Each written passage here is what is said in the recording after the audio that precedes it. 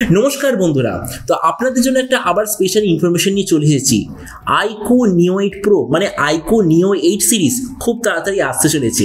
IQOO Neo 8 এর মধ্যে কি স্পেসিফিকেশন হবে এখনো পর্যন্ত কোনো ইনফরমেশন আমি পাইনি, কিন্তু IQOO Neo 8 Pro তে কি স্পেসিফিকেশন হবে এটার ফুল ইনফরমেশন আমার কাছে এসে গেছে। তো ওই জন্য এই ভিডিওতে আমরা কি IQOO Neo 8 Pro সম্বন্ধে ফুল ইনফরমেশন দেবো, ইনক্লুডিং প্রাইস পয়েন্ট।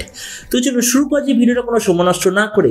আপনি যদি গ্যাজেট ওয়ার্ল্ড বাংলা চ্যানেলে প্রথমবার আসেন আর বাংলা টেক ভিডিও ডেইলি দেখতে চান তাহলে গ্যাজেট ওয়ার্ল্ড বাংলা চ্যানেলটা সাবস্ক্রাইব অবশ্যই করে নেবেন। তো প্রথমত আলোচনা করবে স্মার্টফোনটার ডিজাইন সম্বন্ধে।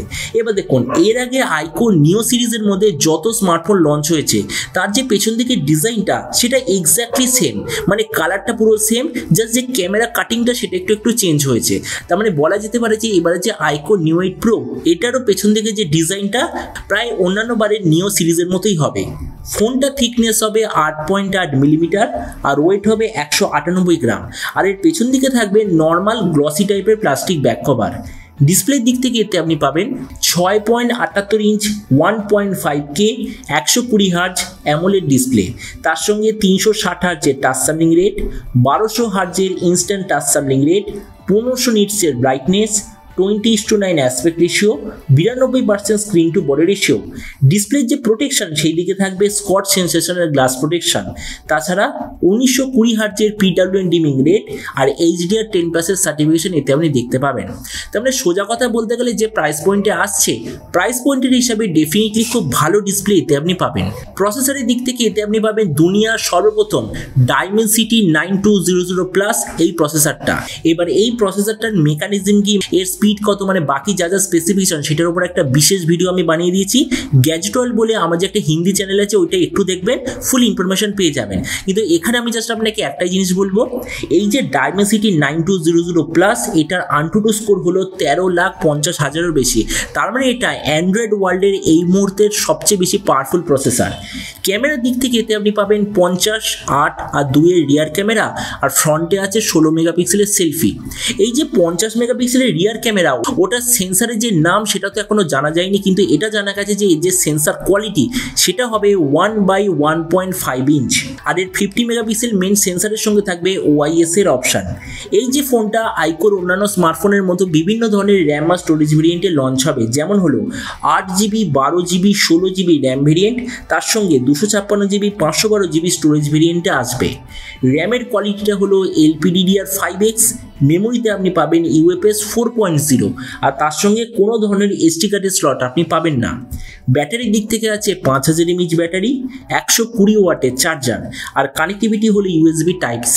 তো এরপর এই স্মার্টফোনটার বাকি কিছু ফিচার হলো যেতে আপনি পাবেন Android 13 out of the box, under display fingerprint sensor, কোনো ধরনের 3.5 জ্যাক নেই, আর ডুয়েল স্টেরিও স্পিকার অবশ্যই আপনি এতে দেখতে পাবেন। তো এবার সবচেয়ে মেন জিনিস, ফোনটা কবে লঞ্চ হবে, কি দামে লঞ্চ হবে। তো দেখুন, বলা হচ্ছে যে এই ফোনটা সামনের মাসে মানে মে মাসে অফিসিয়ালি প্রথমে চায়নাতে লঞ্চ হবে, তার হয়তো 2-2.5 মাস পর বাংলাদেশ, ইন্ডিয়া এইসব জায়গা মানে ইন্টারন্যাশনাল মার্কেটে লঞ্চ হবে। আর এরপর আমি যদি প্রাইস সম্বন্ধে বলি, তো আমি এখনো পর্যন্ত জানতে পেরেছি এই যে IQOO Neo 8 Pro এটা যখন ইন্ডিয়ান মার্কেটে লঞ্চ হবে প্রাইস হবে 40,000-এর বেশি, মানে 40 থেকে 45,000 ইন্ডিয়ান টাকার মধ্যে। আর আপনাদের ভিডিওটা বাংলাদেশ থেকে যদি দেখে থাকেন তাহলে বাংলাদেশ মার্কেটে লঞ্চ হবে 50 থেকে 55,000 বাংলাদেশ টাকার মধ্যে। তো এবার সব ভিডিওর মধ্যে আপনাকে জানাবো এই যে স্মার্টফোনটা যে আসতে চলেছে, তো এই দামে এটাকে আমরা নেওয়া উচিত নাকি অন্য কোনো স্মার্টফোন আমরা চুজ করা উচিত। তো দেখুন, প্রথমে আমি একটা জিনিস বলবো, একটা ফ্ল্যাগশিপ স্মার্টফোনে কি জিনিস থাকে, শুধুমাত্র স্পেসিফিকেশন নয়, একটু বেটার কোয়ালিটি লুকস থাকে, মানে ডিজাইন থাকে। যেমন ধরুন আজকের দিনে আপনি যদি দেখেন 40 থেকে 45,000 ইন্ডিয়ান টাকার মধ্যে বেশ কিছু কোম্পানি আপনাকে কার্ভ ডিসপ্লে দেবে, যেটা ফোনের ভিউইং অ্যাঙ্গেলটা আরো বেটার করবে।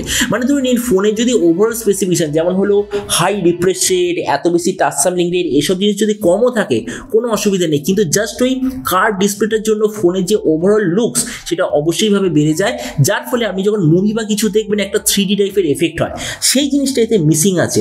মানে ফ্ল্যাগশিপ স্পেসিফিকেশন হওয়া সত্ত্বেও একটা মেন জিনিস ওই প্রাইস পয়েন্টে যেটা হলো ডুয়েল কার্ভ ডিসপ্লে সেটাতে মিসিং আছে।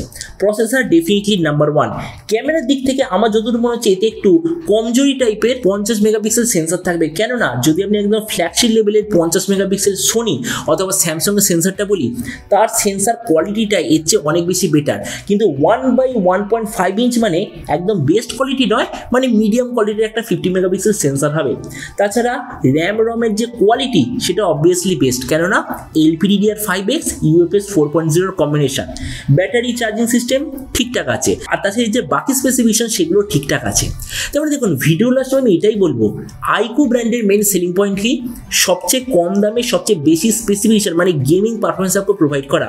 তো এই ফোনটাও সেম জিনিস করছে, কেননা আমার মতে মনে হয় 40 থেকে 45 হাজার ইন্ডিয়ান টাকার মধ্যে এমন কোনো ব্র্যান্ড প্রবাবলি 2023 সালের মধ্যে কোনো স্মার্টফোন লঞ্চই করবে না IQOO ছাড়া, যারা আপনাকে ওই দামের মধ্যে Dimensity 9200 প্লাস LPDDR5X আর UFS 4.0 এই সবকটার কম্বিনেশন আপনাকে দেবে, যেটা গেমিং বা ফোনের পারফরমেন্সটাকে সবচেয়ে বেশি ইনক্রিজ করবে।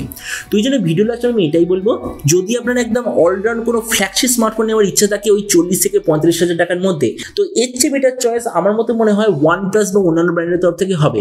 কিন্তু আপনার যদি টার্গেট থাকে সবচেয়ে বেস্ট পারফরমেন্স বা সবচেয়ে বেস্ট গেমিং পারফরমেন্স, তাহলে IQOO Neo 8 Pro, যেটা ইন্ডিয়ান টাকায় 40 থেকে 45 হাজারের মধ্যে বা বাংলাদেশি টাকায় 50 থেকে 55 হাজারের মধ্যে লঞ্চ হবে, ওটা আমার মতে মনে হয় বেটার চয়েস হবে। এবার আপনি যে কোনো সময় অবশ্যই জানাবেন IQOOর এই যে নতুন ফোনটা যে আসতে চলেছে, এটা স্পেসিফিকেশন দেখে আপনার কি মনে হয়, আর যে দামে আসছে সেই দামে আপনি কি এটা নিতে চান নাকি অন্য কোনো স্মার্টফোন আপনি চুজ করতে চান, এটা সম্বন্ধে নিচে কথা বলতে আমাকে একদমই ভুলবেন না।